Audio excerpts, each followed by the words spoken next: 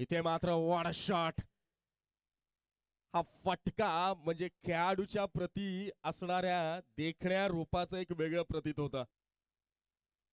इथे मात्र शुभम ठाणगेच्या नंतर शुभम महाडिकने खेळलेला हा फटका बॅकवर्ड स्क्वेअर लेगला अंदाज चुकलाय, पण चेंडू मात्र ज्या गंतव्य स्थानापर्यंत पोहोचणार आहे त्याचा मार्ग चुकणार नाही. हा आलाय आणखी एक दमदार खणखणीत सुवर्ण चौका. 3 अजूनही पूर्ण व्हायचा आहे. आतापर्यंत जर आपण पाहिले तर एकूण 17 चेंडू झालेत 36 चेंडूंपैकी, आणि या 17 चेंडूंमध्ये एक गडी बाद त्रित्व. याही वेळेला इथे मात्र बॅकवर्ड स्क्वेअरला हुक केलाय. क्षेत्ररक्षक पोहोचण्याच्या अगोदर चेंडू मात्र सीमा रेषा पल्ल्यावर जाऊन आरामात सांगतोय. यस, 4 धावा मिळाल्या. ते खेळ समाप्त झालाय.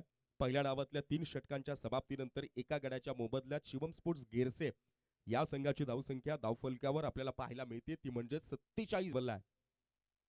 या गोष्टी कराव्या लागतील आणि त्यामध्ये मात्र चूक होते. क्रिकेटच्या मैदानात अशा स्टेजला चुकीला माफी नाही. जसा तो उचललाय आणि बॅट मधनं जो मधुर आवाज आलाय त्या आवाजानं टक करण्याच्या ऐवजी इतका ध्वनी दिलाय, हा षटकार आहे. आणि भावेशनं देखील हवाई सफर केली आहे ती शुभम महाडिकनं. बॅटिंग लाईनअप मध्ये डेप्थ असणारा सगळ्या गोष्टी प्लॅनिंगचा भाग आहेत.